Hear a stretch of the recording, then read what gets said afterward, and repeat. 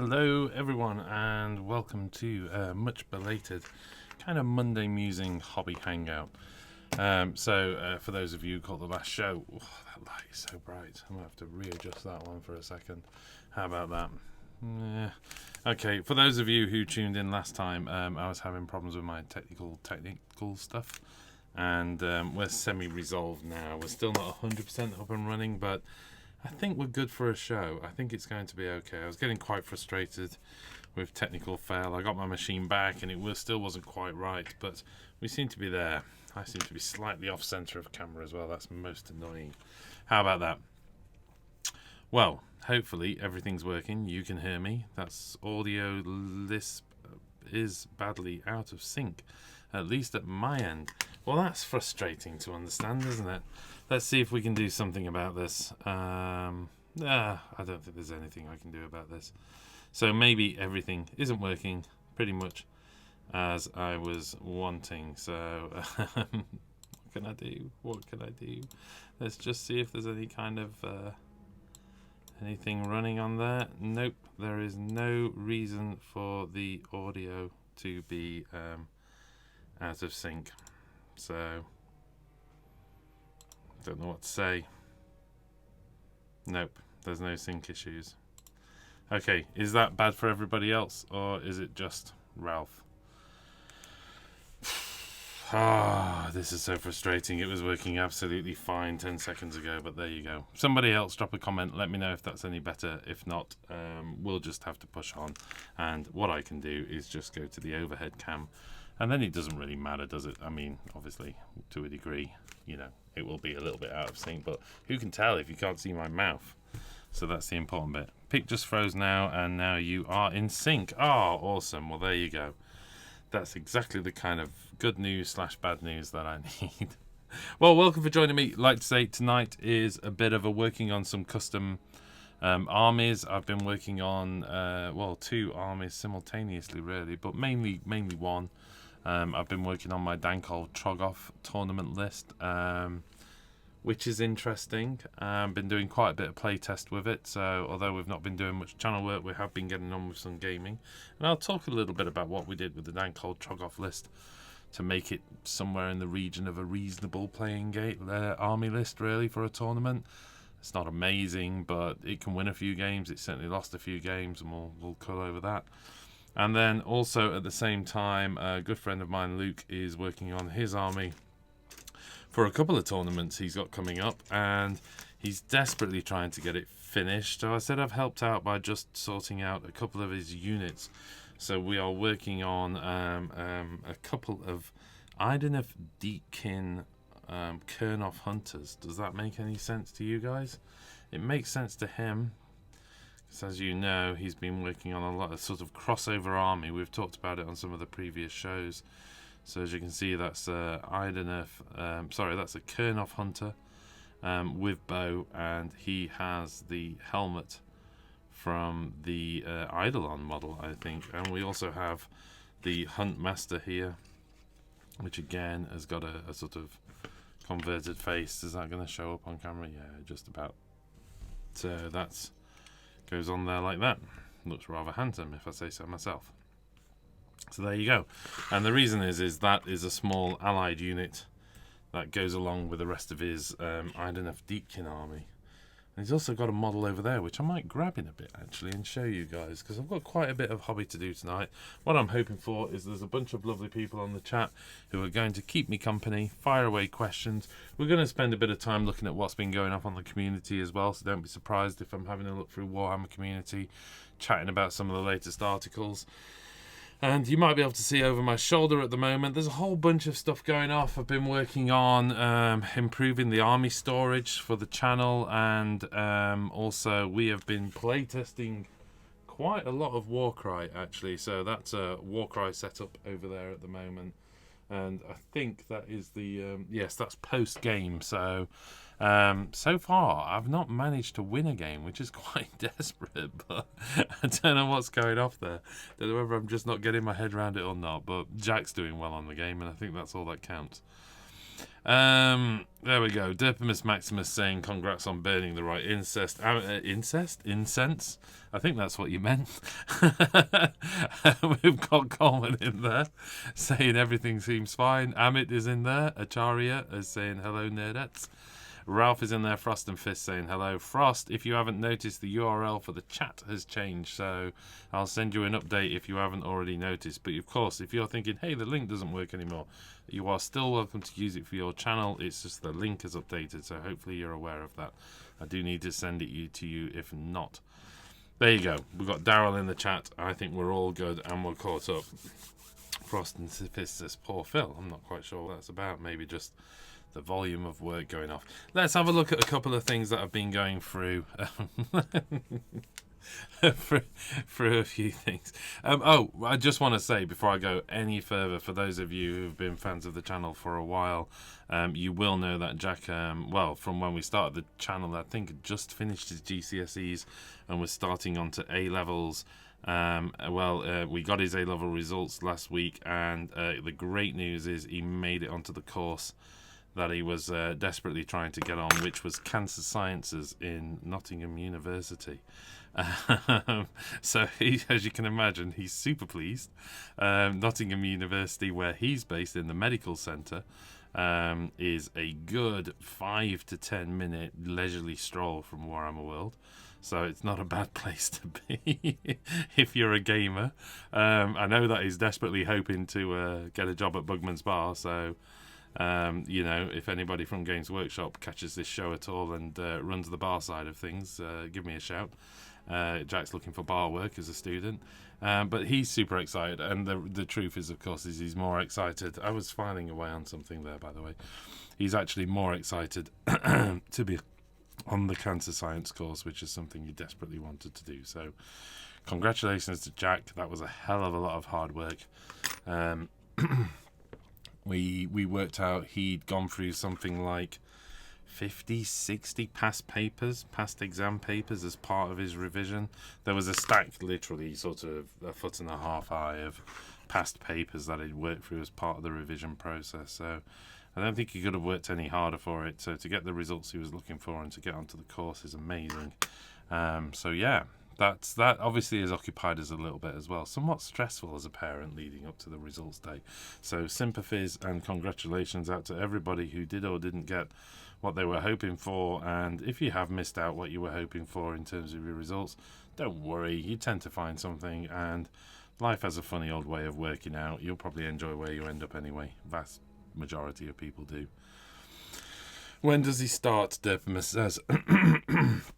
Excuse me, my voice is going. End of September, I believe they start their course. So he's off to try and find cures for cancer, basically. That's essentially what Cancer Science is doing. They study, effectively different ways of treating and or curing cancer. He's going to be specialising, I think, in the treatment of it rather than the cure of it.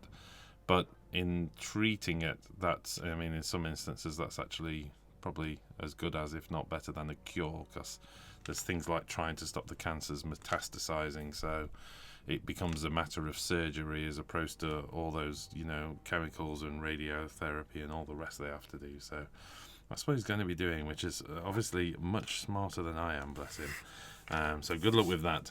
Right, moving on, let's have a quick look at what else we've been working on then. So if I can get, is that going to work? Nope. Okay, is that going to work? Yeah, that's going to work. So here's one thing I've been working on. I was just posting up on this. For those of you who can see on the camera behind me, quick look behind me, you'll see all of that setup. So I've been changing that into the storage system for the armies. There you can see Jack's Beastclaw Raiders there, and also is I think that's his Flesh Eater Courts, and in there we've got what was the Empire, the Free Peoples, basically, and you can just see the bottom of my Sylvaneth army. So inside here is Fire Slayers, and this is this standard IKEA storage unit, but I've been working on these trays and storage system, and as you can see now, the front of the trays are going on. So that's a drawer full of Magmadroths and a drawer full of Fire Slayers. and you know, a few other things. So as you can see, that's how it's working, and all that remains to do. I've got some labelled handles, draw pulls that are coming. Good old Amazon. I think I've got 50 for like £20 or something. So I'm going to put on there and label each one of those drawers, and that enables me to neatly store away all of the armies, but also have them very easily accessible for transport as well, because what I'm actually doing is building a small transport box where these drawers will just slide in, so you can just take them with you anyway. That's the idea. So yeah, that's the idea. I wanted to protect them from dust, because obviously with this there's a lot of dust getting about and those kind of things, and I wanted to protect from that. So that's what I've been working on there. That's taken a whole bunch of fun and work to do, and as you can see, there's a lot of storage over there. That side is Age of Sigmar, that side is Warhammer 40k. We've been sort of play testing a bunch of Apocalypse and stuff like that. So you're going to be seeing a bit more 40k content as well. And Jack and I are doing a whole bunch of content before he heads off to university. So that's what we've been up to in the absence of technology that has enabled me to broadcast or edit, which is an extremely frustrating situation, as you can imagine. So apologies if you haven't seen much from the channel at all. It's been as frustrating for me as it is for you guys. You never know, it's probably a relief for you guys. Who knows? Who knows? What I do know is I've got to somehow get... Whoa! Hold on a second. I've got to somehow get... I've got to somehow get the face of this Eidolon. Look at this. This is ridiculous. This is what Luke gets me doing. I've got to get the face of this Eidolon out of... Is that going to focus? No, I've just gone too far, haven't I? Hold on. There you go. I've got to cut the face out of that helmet and somehow get a Kurnoth Hunter face in there, or at least the lower jaw of a Kurnoth Hunter face. So that's the challenge today. That's what I'm working on as we're chatting away. Crikey. Right, what we got going off in the chat? Frost and Fist says, thanks, I didn't realise. Well, there you go. Warcry losing streak. Yeah, I don't quite know what's been going off there. I'm just either having a senior moment, and I just can't get my head around it, or I'm just playing badly. There's definitely a luck element with some of the games. Like, for instance, every single time I tried to take over a beast, I rolled a 2. Every single time. And I'm talking too many times for that to be a coincidence. But of course, you know, that's dice rolls for you, isn't it? Oh, this is never going to work. I'm going to slice my thumb off doing this. What else have we got going off?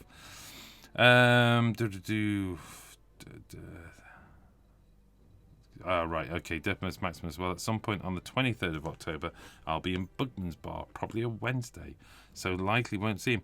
Well, I kind of hope you won't see him, because if he's hanging around Bugman's Bar on a Wednesday, he's not attending his lectures, is he? But we'll see. You never know. We haven't really, you know, it's early days yet. He doesn't really know. Oh my goodness me, this is a challenge and a half. He doesn't really know how his term is going to work out yet, but I'm sure we'll get it. Coleman says, a drawer full of magmadroths, is that the collective noun for them? Yeah, why not?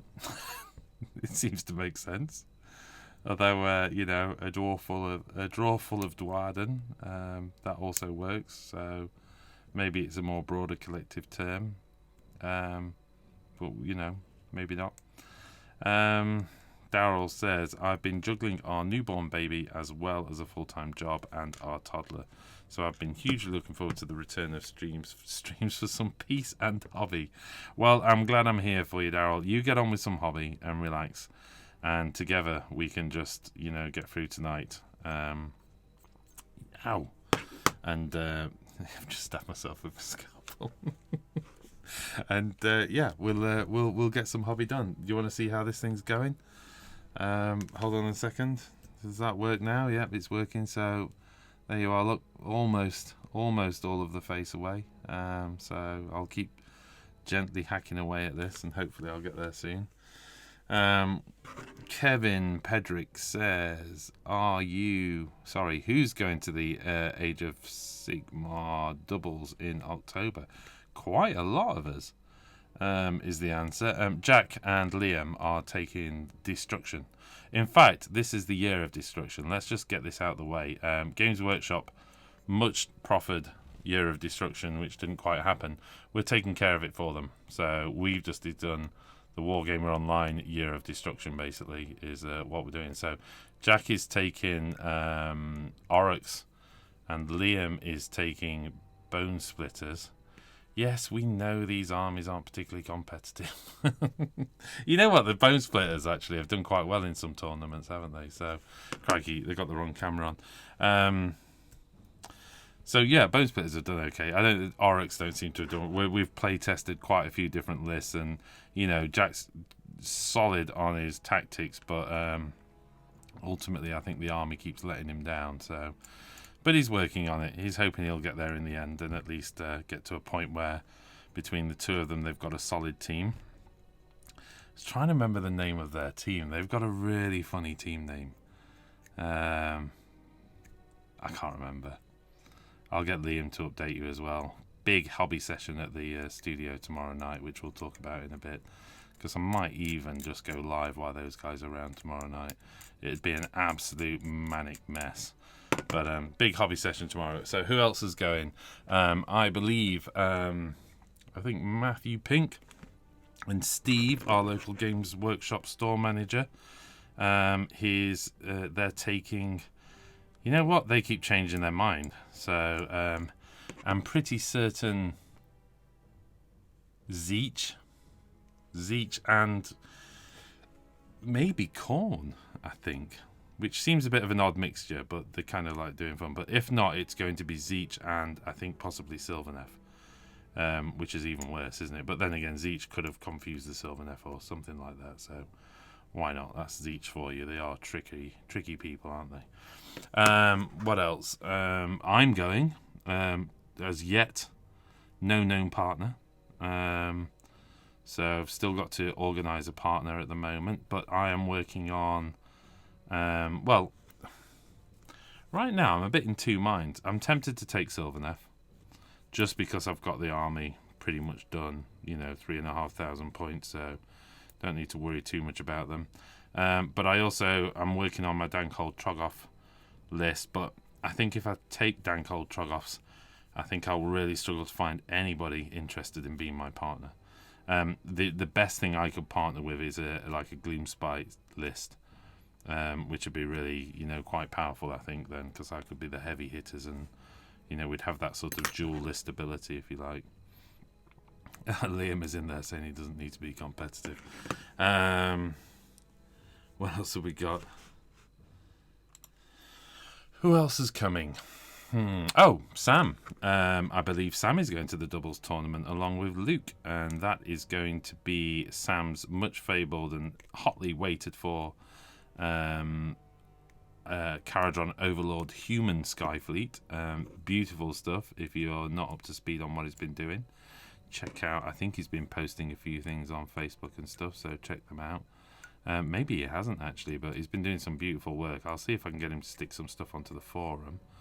So Sam is going with Luke. Luke will be taking pass. Maybe this very list I'm working on, this Ideneth list. So it will be Ideneth and Caradron Overlords. Have I missed anyone? Oh, Toby and Mark Potter is going, and again I'm pretty certain that's a double destruction list, probably Gloomspite.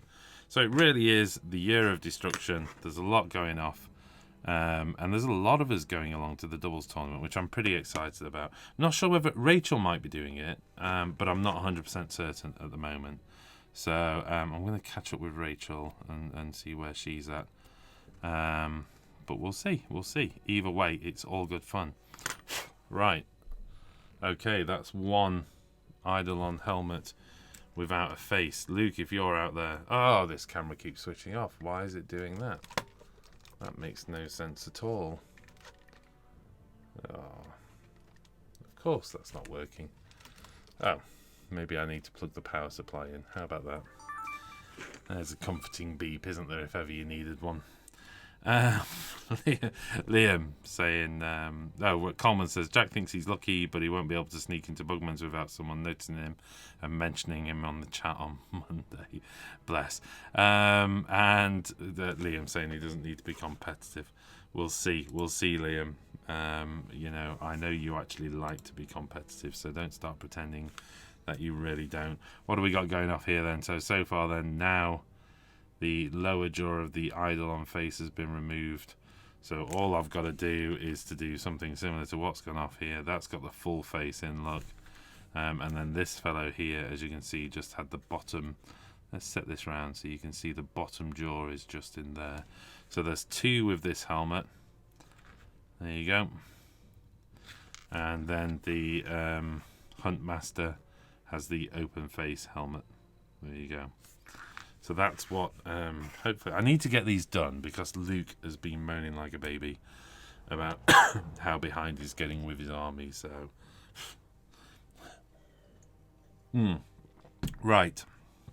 Outside of that, we've got some, crikey, how do I even start? For those of you who haven't seen this stuff before, so here we've got some things that, like, you know, eventually will light up. So a whole bunch of lights on the inside of this.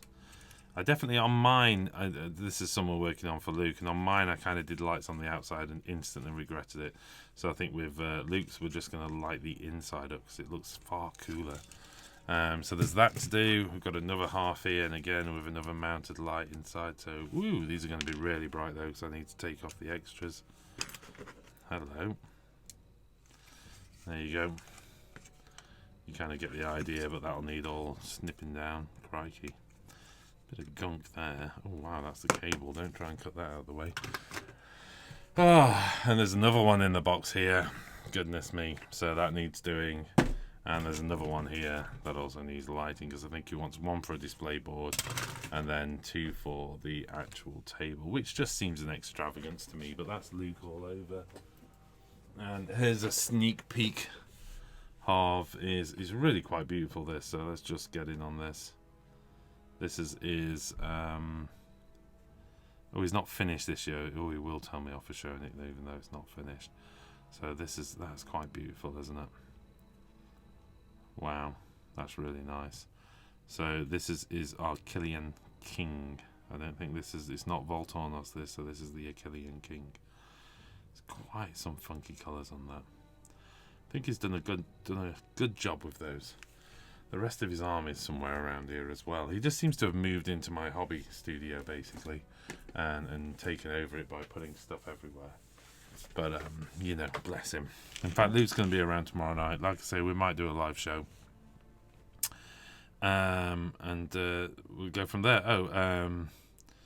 Amit says, "Is that airbrushed?" If you are talking about the Achillean King, no, that is, believe it or not, predominantly a kind of a white, a dry brush technique, but it's not dry brush. It's using these. What are they called?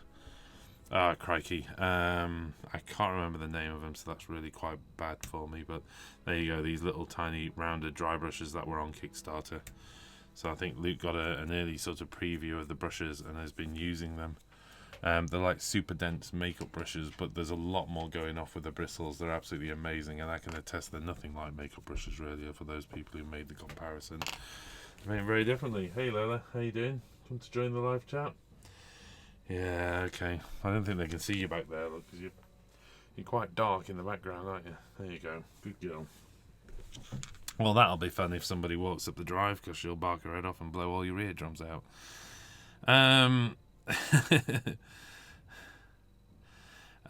It looks it, says Kevin. No, like I say, I'm afraid not. That is not airbrush. That is entirely dry brush is the wrong term because you actually have the bristles quite damp. So it's a wet brush, kind of a dry brush, a damp brush maybe. And at some point, Luke is going to kind of talk through that entire technique. I've had a go at it. I used it on a couple of things. When I did my squigs, for the Gemma squigs, if those of you have seen the endless spell for the Geminids. So I use the technique. I really like it. It creates a very kind of unique look to it. Let me just see if the rest of his army is over here. 2 seconds, folks. No, okay. Right, I have found something. So this is the Achillean King that rides it, and again using the very same technique. So as you're going to see, it creates an incredible texture and a weird effect. That's absolutely gorgeous. So at some point, this fellow somehow goes on there like that for his crossover army. I'm not quite sure how. So, oh, don't break it, Phil. Oh, I'd be so angry if I broke it. Something like that, which is pretty cool, is it not? There you go. Now I'm really jealous of this army. I used to take I used to make a lot of fun of it, but now I'm just jealous. I'm going to leave that there because hopefully I'll break it, and then I'll have something to to annoy Luke with after he made me, file away a bunch of Colonel Hunter heads for hours on end. Right. Okay, so I think I'm getting there. Some of these heads. I'm going to push on and see if I can get this jaw in, and then we are going to have a look at see what's been going off on the community, because there's some interesting stuff. In fact, actually, while I'm here, has anybody out there played Warcry yet? What do you think to it? Have you had a chance to play it yet? I'm just interested in your thoughts, really. We've played, crikey, I don't know, half a dozen, maybe a dozen games, somewhere in between. To be honest, we've lost count. Some of them were very, very quick. So some of the games were, it felt almost decided on the draw. Because you kind of have to divide your army up into these 3 segments. And yeah, there's a couple of times it just felt like as soon as we'd done the draw, it was more or less decided. So they were super quick games. There was one that I think ran to turn 3. Oh, crikey, how am I going to get that lower jaw off of there? There was one that ran to turn 3, and I think the game more or less finished in turn 2, to be honest, and turn 3 was hardly necessary. So it is interesting. But then again, we've played some other stuff. I tell you what, the main thing we had to bend our heads around is although it's predominantly a combat-driven game, or at least with the units we've been playing, you have to focus a lot on the movement. It's all about that movement activation. There's a lot of measuring taking place. So you're trying to avoid your opponent being able to get to you and all the rest. So, yeah, it's been interesting. It's been interesting. Right now, I have to say, at the moment, I'm kind of on the fence on how much I'll play it. I think it's going to be a game that's going to grow on me. But I have to say, when I played Kill Team, it was a little bit more of an instant attraction. I was like, I really, really like this. Similarly, when I played Age of Sigmar Skirmish with good old Neef when he came over from the US, absolutely loved that, really enjoyed it. This one, I feel like I'm having to invest more time into it to get to a point where I think I'm going to be happy with it. I am terrified of chopping the bottom of this jaw off. I've only got one jaw, so if this goes wrong, it's game over, man. It's game over for Luke's army. Frost says, not played it yet, although next paycheck I'm probably picking up some Cypher Lords for bits to use in my White Scars project. What the? Elster Nation's in there saying yo to everyone.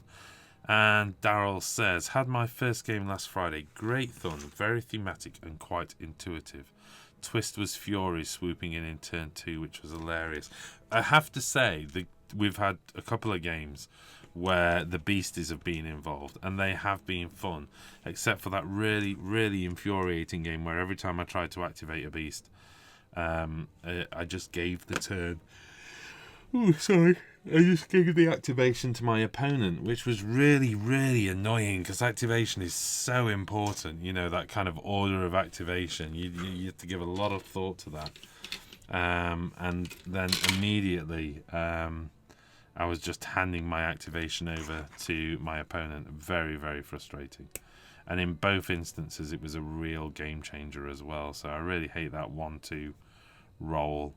But there you go. And I don't think that's on every scenario, is it, how you take over the beasties? But it might well be. Actually, I think it is. That is literally how you play them. You activate one of them instead, but on a 1 and 2, your opponent gets to move it. Right, I'm going to try and chop this jaw off. I'm going to have to brave it. You have to forgive me if I go quiet for a second, because I really just need to get this right. So maybe I should put this on camera. Oh, okay. I don't feel like I'd 100% achieve what I was trying to do. Oh, Luke. Right, let's take that side off. Let's take that side off. Let's see if you'll go in there. Nobody sneezes. Yeah, that was terrifying. Maybe I should have put that on camera just for dramatic effect, but, you know, basically I was cutting the jaw off of a head. It's not that exciting, really, is it? Nope. Yep, that doesn't fit. Okay, that's going to need some more work. Coleman says, love the look of the bird boys. Yes, they're a very cool looking army. I'll warrant you that. I like the unmade, but still not bothered about the game in general.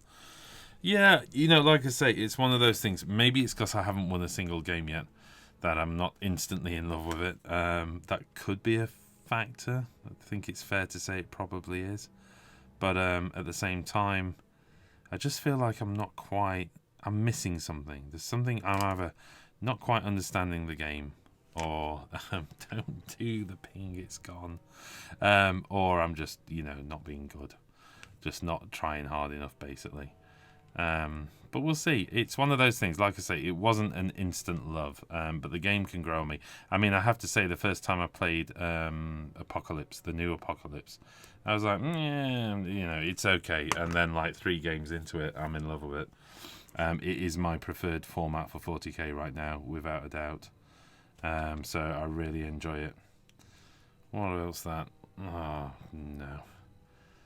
Lola wants 8. Sorry, kid, I'm talking about you. She did react to that, by the way. Lola wants 8, an entire unit of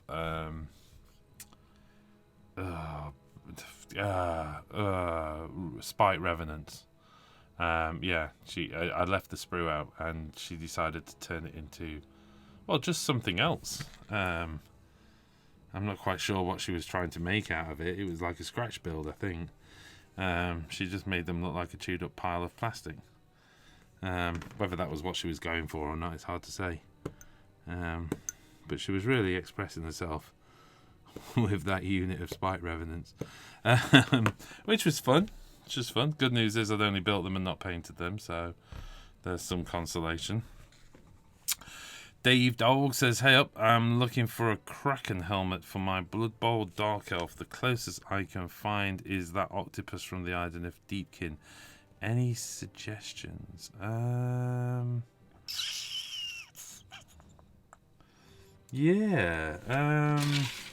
What about the Dark Elf? No. I was going to say the Dark Elf helmets from the Hydra and stuff. I've actually got some of those in spares. A Kraken as in a weird beastie type helmet. That's what you're thinking, is it? Okay.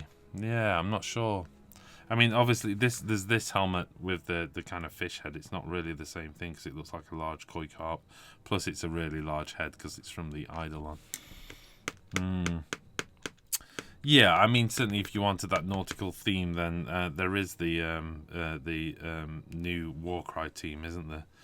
But again, I don't think there's anything quite like what you're describing. That's concerning. I've just had a low battery warning, which is weird because it doesn't run on battery. Isn't there a banner on top? A banner top with a Kraken on it. Oh, okay. Hi everybody who will be able to field an Apocalypse 40k army. What do you have and how many points? Oh, nice question. Shall I tell you mine? I think I've got somewhere in the region of 5,500 worth of Eldar, of which I believe 4,500 is painted. So that's where I'm at with those. There's definitely too much purchasing going off there of Eldar. And in fact, one of the things I plan to do as the winter kicks in is a paint a Phantom Titan in a week, where I'll go live every night for a week and try and airbrush my Phantom Titan in time for a Christmas Apocalypse game at my local Games Workshop. 'Twas the night before Christmas, I think he's calling it, which is pretty cool. I'm just going to glue this head together. Frost and Frisk said Frank's shepherd once chewed up the arms of his contemptor. Oh, Freak's shepherd rather. Ah, of course he's got a shepherd as well, hasn't he? Yeah. Yeah, that's not good, is it? A couple of Terminators and one of his Devastators. Oh dear. Never mind. That's shepherds for you, though. They are amazing, aren't they? I mean, despite the fact they're insane, they're also amazing creatures. So, I like Lola. She's a good dog. Who's a good dog? See? Fast asleep. Oh dear. I hope Luke's happy with this.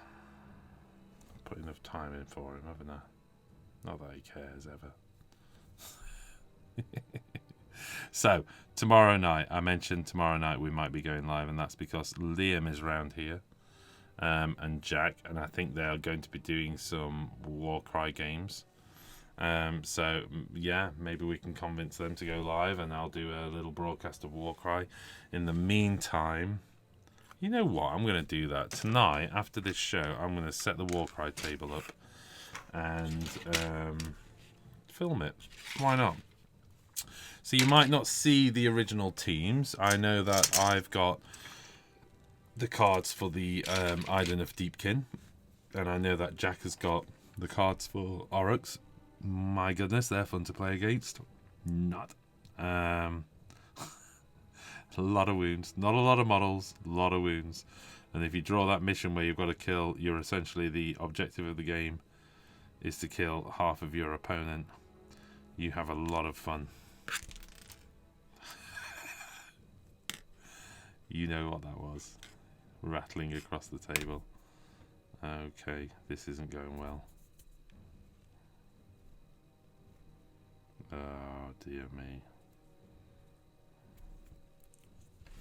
Right. That silence only says one thing, doesn't it? That silence says, oh my goodness, I just melted the mouth of that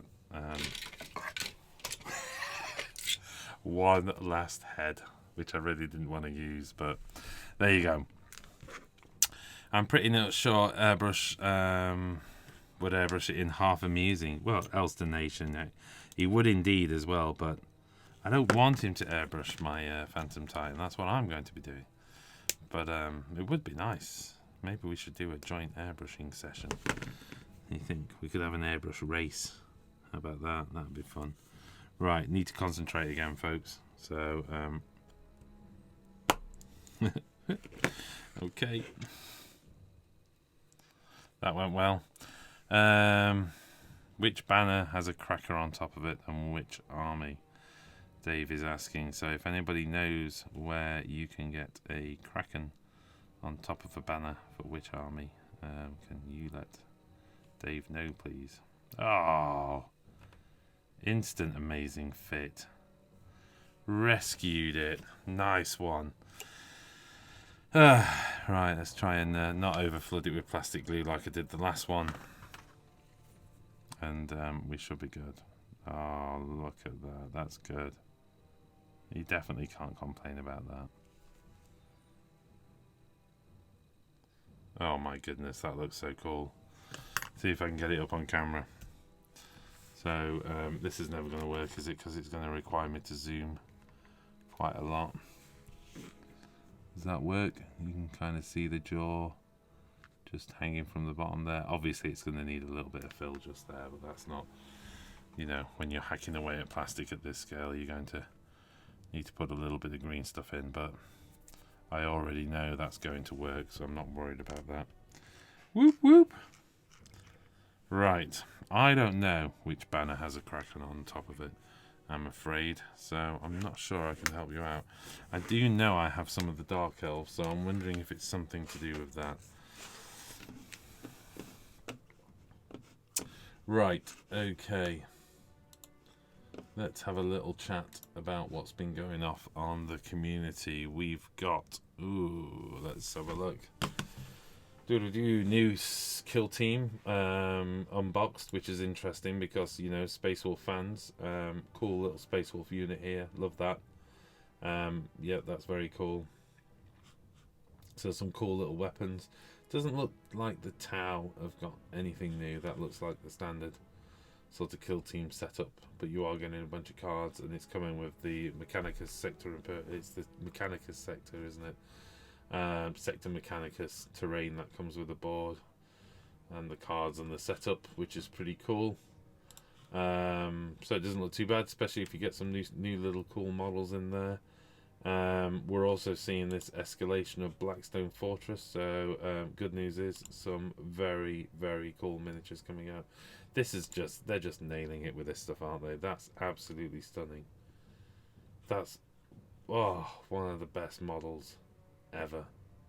Sorry, I'm just gonna have to think about that for a while, because I might have to indulge into that one. And of course, if you're looking for, probably one would argue the hottest Age of Sigmar news right now is if the tide is not paid, the citizens of mortal realms should be judged. I'm not going to play this because it will blow your eardrums out, but if you haven't seen the video already, can I mute it? Yeah, you know what, does that work? And what happens if I full screen it? Is that going to break everything? Yeah, pretty much. That's no good then, is it? But what is going off on that is some pretty cool sort of setting the scene, and there's a character in there. You can kind of see him stood there, can't you? There we go. So let's just pause that a second. As you can see, this little character here, which has kind of got like candles burning on top of this little staff. And then you've got this scene here where everybody's carrying out great big trays of bones. And you can see the big platters of bones where they're playing the bone tithe. And of course, you know, if you don't bring in, and look at this sort of definitely undead character here with the bones in front of him and the weird candles burning on top, and the staff has changed hand, but you know, who cares whether he's moved it from left to right. Yeah, so what's all that about? Well, there's clearly something new going off, isn't there? So, I mean, this is the fabled, rumoured new undead army that's been out on some of the rumour sites that they've been talking about. The Tithe of Bones, let's just see what that narrative's about, really. Clearly, you have to pay a tithe, which is a payment, if you like, to these guys. And if you don't give them enough bones, then they come and get the bones for themselves, which, you know, reading between the lines basically means they just kill everyone and then take the bones anyway. So the question is what the hell are these guys doing with all these bones? And no doubt we'll find out at some point when this all gets released, which I don't think we can be too far off, can we? If we're onto the second video teaser, we'll see. Whoop. How's that? Right, so that's pretty exciting, to be honest. Black Ark Corsairs unit has a Kraken banner on top. Well, there you go, Thordle him. You the man. 5k or more, says Frostal Fist on his Space Wolves army. It's not enough. It's not enough. Get some more. Dave says, I tried your glue gun advice and got one. Great for very large pieces as you can get wispy strands, etc. But say super glue and magnets 2mm in diameter plastic. Best is 2mm magnets in diameter to plastic. You super glue in magnets. Right now I'm using the Gorilla super glue. So it's this one. If that's what you're asking, this is the one that's a semi gel. Or at least I'll tell you what, it's this one, which is a little bit thick. You can kind of see it moving there in the, so it's not super fast. I've got into Gorilla Super Glue because my favourite brand of super glue, which was Vital Bond, no longer exists. So I had to find an alternative basically. So I've gone with Gorilla Glue. Bear in mind that's a foam safe, and oh dear, that looks like it's pretty much dead. That's pretty sad, isn't it? There's nothing if not symbolic of the business. So Yeah, I'm using Gorilla Super Glue. It works with an activator, which is cool, and you can get various activators, can't you? So that's not the end of the world. And I seem to be getting on with that okay, to be honest. It has become my glue of choice, particularly because if you shop around, there always seems to be one online retailer selling it for half price of everybody else. So it seems to cycle through deals, basically. So I've never paid more than sort of 60% the retail price. You always seem to be able to pick some up from somewhere. Even at my local DIY place, I went down there one weekend and I think they got the Gorilla Glue. Admittedly, it raised eyebrows when I bought like 10 pots of it, so they weren't super keen, and I just explained that obviously I spend a lot of time sticking little tiny bits of plastic together. Nope, I got silly and it's awful, says Dave. I'll have to stick to the bottle in boiling water to get the glue to flow. Okay. Dwarf. So, well, I'm getting on with Gorilla Glue, so I'm sorry it didn't work for you. I'm wondering if did you get the one I get, or do you get the gel one? Because this isn't the gel one, but this is the slightly thicker formula, so it is a little bit thicker. Problem is with super glue is the reality is even if you seal the tub up tight, they tend to lose. They tend to, just like that foam safe one in the Vital Bond. I've literally only used that twice, and yet as you can see, it's pretty much gone off. That used to be a very, very fluid, and I think you can just make out it's barely flowing. In fact, actually, there's a great big sealed plug on top of it. So there you go. So yeah, okay. Anybody else out there who wants to give some advice on favourite super glues? Fire away. Best is Bob Smith Industries Instacure Super Glue, also distributed by hobbyking.com in the EU. Well, there you go. Well, I'll check that out. I'll give it a go. It's not beyond me to try something new, certainly. But I have to say, despite your misgivings, right now, it's a classic question of if it's not broken, don't fix it. And right now, Gorilla Glue isn't broken for me, but it's strange we've had very different experiences. But there you go.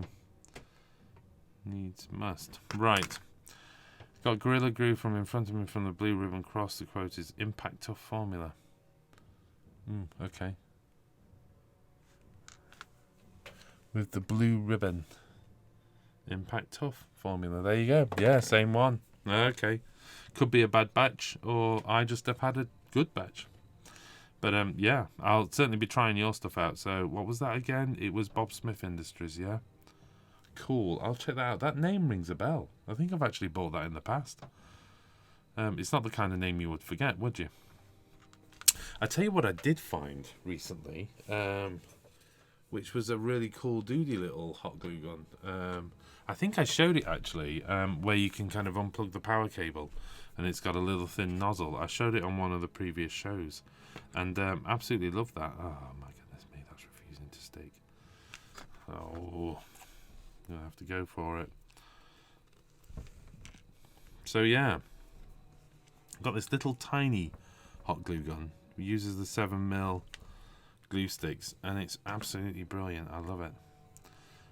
Because it doesn't get too hot as well, so for some stuff, when it doesn't get too hot, it's perfect. Oh yeah, that's really refusing to play nicely, isn't it? I diddled. I don't know what that means. I did. Love the GW super glue. Now I use fixed point with a brush. It's really fast, maybe a bit too fast. Okay.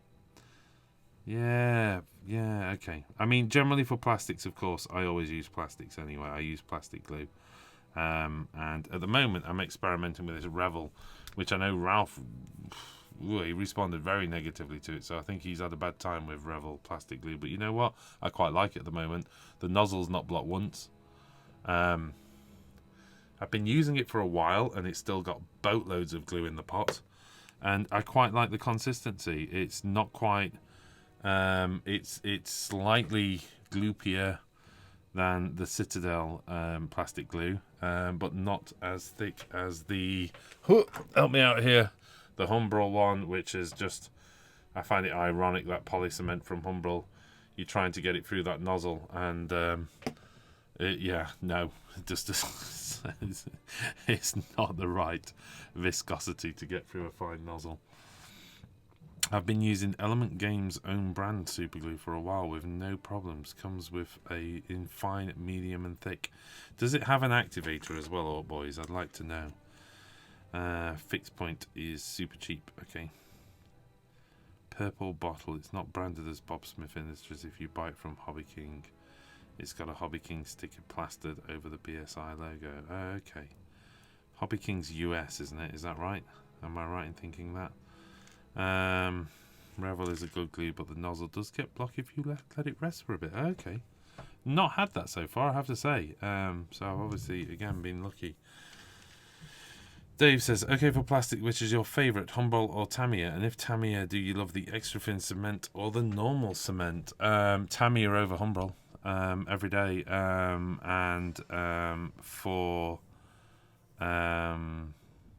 It's tricky, you know. I use the normal cement because for doing, you know what, I use both. But I also use this stuff, which I absolutely love, which is kind of more in the railway hobby front than it is. So this is Plastic Weld by EMA Industries. So EMA Model Supplies. Super insane, that stuff. And it's very, very thin. So that kind of plays a similar role. And I absolutely love it. Put a very thin film on, it evaporates really quickly, and then you've got a welded joint, job done. But what I really like it for is when you've done things like cloaks and stuff, and you've got that join on a cloak, and you just kind of brush it over, and it melts the surface, and you keep brushing it over with a fresh application until you kind of just completely blend the two plastic joints. So what it basically does is melt the surface, and you can kind of brush it in there. Not for the faint-hearted, and certainly not for anything that's got detail on, but for cloaks, absolutely perfect. So I love it. So it doesn't come out very often. It's when I'm doing those large areas that need to be smoothed off in some way. Now, I'm really not getting very far with these little geezers, am I? But, you know, what can you do? You'll just have to be grateful for as far as I got. He's working late tonight, but he'll be catching up with the show at some point. So he'll hear me having a little moan about him. It'll tickle him, no doubt. I'll be quite pleased to know he's pretty much dominated the entire show with his I don't know nonsense that he keeps making me build for him. Oh, there you go. Drop that one, Luke. Doesn't work anymore. Oh my goodness me. I'm just going to put that to one side. The things I do for people, seriously. I've got an entire Dank Hold Troggoth army over there that needs building. Yeah, probably need to talk about the Dank Hold Troggoths before I wind this show up. So let's see if I can get this to hold. And if I can, I'm just going to put it to one side. Like that. Yeah, that's alright. Branches out the top of a helmet, why not? Alclad primer and micro filler as an undercoat. No, that sounds well dodgy. I use Tamiya and I use both. Some parts of the thins is better for those, some of us the thick one. Love the Revel contact. Small tip, keep the bottle sitting with needle down. Okay. Sounds good. I've been literally stacking mine amongst the rest like that, so the exact opposite of what you suggest.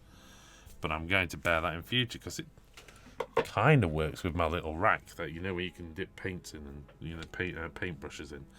So I'm going to give that a go. Thank you very much. Right. What was I going to do? I was going to see if I could find the Dank Hold. So let's just put these heads over here. We've got a couple of heads going. Oh, broke that one. There you go. A couple of little heads, look, coming along nicely. A lot of work to be done to them. Oh, and yeah, I was stringing the bows the other day as well. That was fun. Right, Dank Hold Troggoths. What am I looking for? We've got a bunch of interesting stuff going off. I'm not sure it's a good idea. Oh, let's see if we can show this.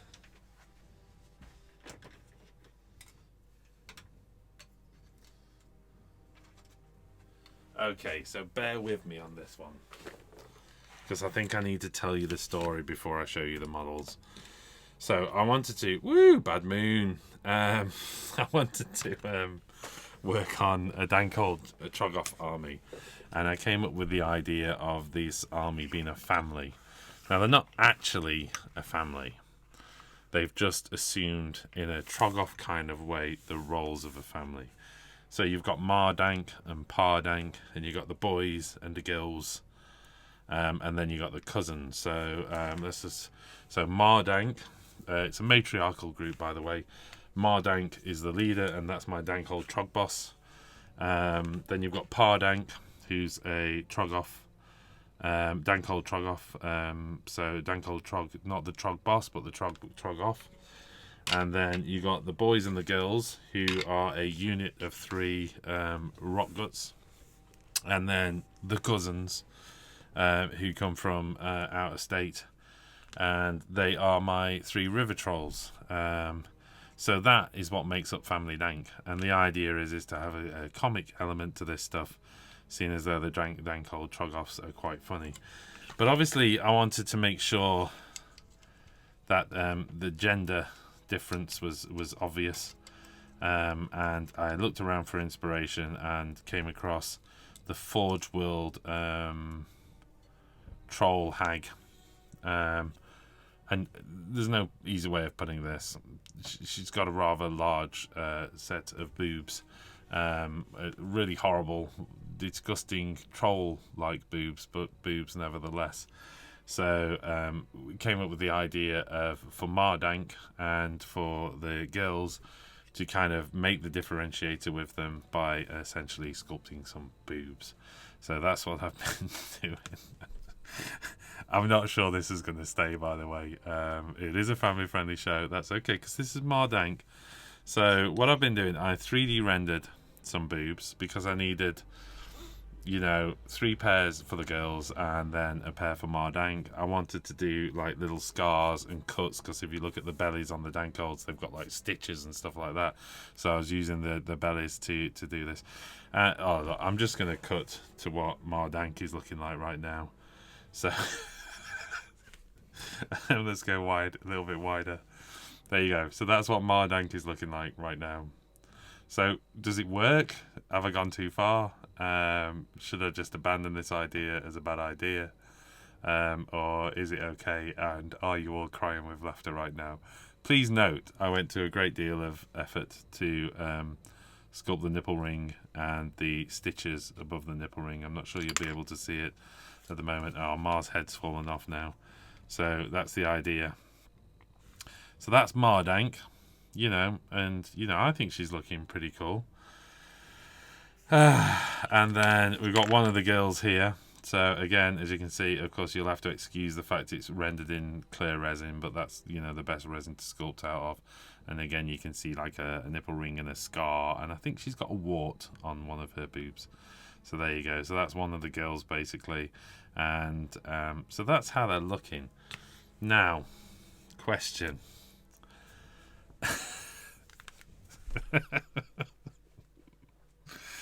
Have I gone too far is the question. Because it seemed like a really good idea. It seemed quite funny.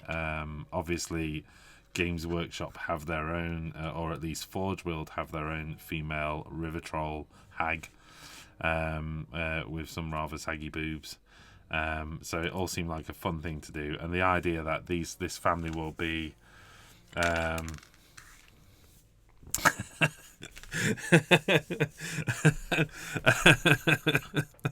the troll will be sagging like Samantha Fox.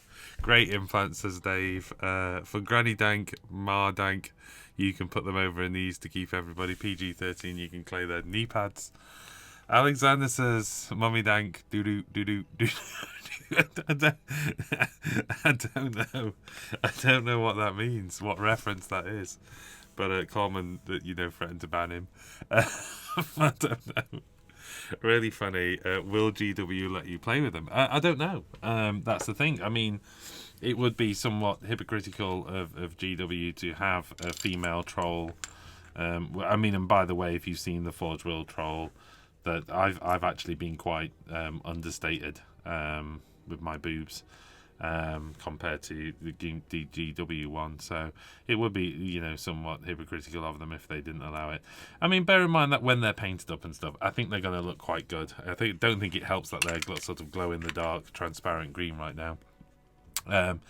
But the idea is, you know, you will be able to see Mardank and Pardank, and then you've got the boys and the girls.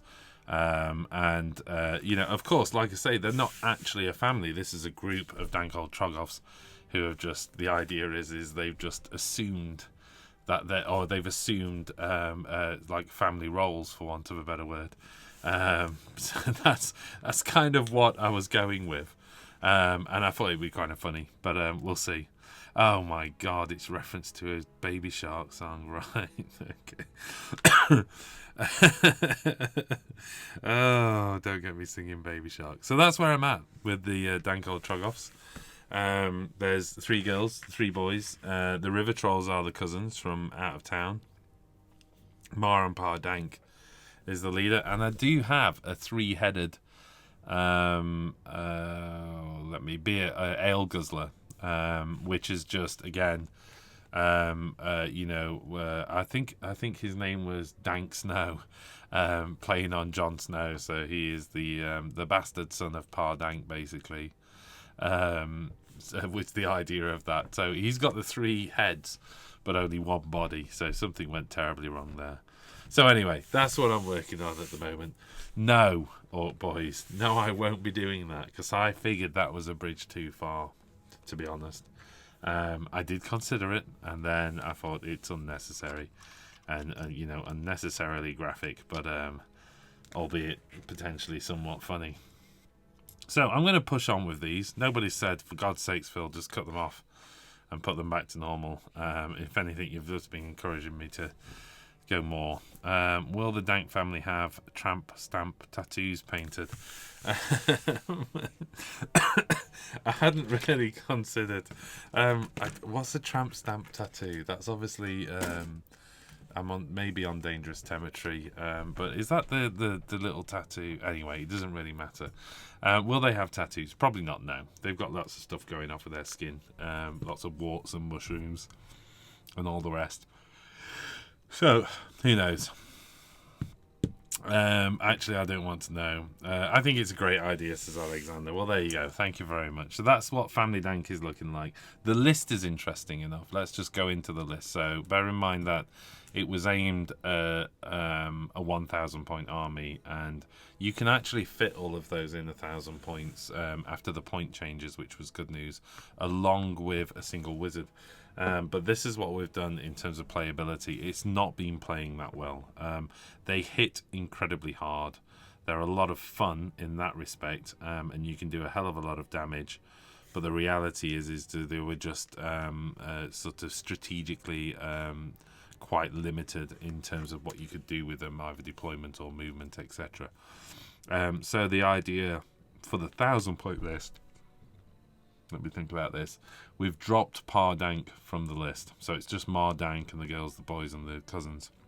And then dropping Pa Dank, so in other words, dropping the Dank Hold Troggoth, that's freed me up to take a Spiderfang Grot Wizard and a couple of endless spells, and that gives me that kind of range and distance attack that you need in the tournament scene, if you like. And like I say, you've only got 1,000 points to play with. It's pretty tough. For the 2,000 point army, Mar and Pa will definitely be reunited, without a doubt. It's a small tattoo. Oh, it's a tattoo on the small of the back. Hey, I wouldn't mind one of those. Right, okay then. I think at that we are 3 minutes past 10. Thank you very much for coming along tonight. I know it's been a while. I'm still, as you can see at the start of this show, still having some troubles. So apologies for that. I'm going to have to keep messing around and do configuration. You might see us again tomorrow night then. So we might do Liam and Jack playing Warcry or something like that for fun. So if you see me there, if not, I will see you next Monday. I'm just checking I'm not traveling. No, I'm not. So I'll see you next Monday. All right. Thank you very much for joining us. keep up the good work, and thanks for supporting us. Don't forget to like and subscribe if you've just discovered this, if you like this rambling nonsense. And we'll see you again soon. Thanks a lot. Oh, bye. Right, I do need to find that.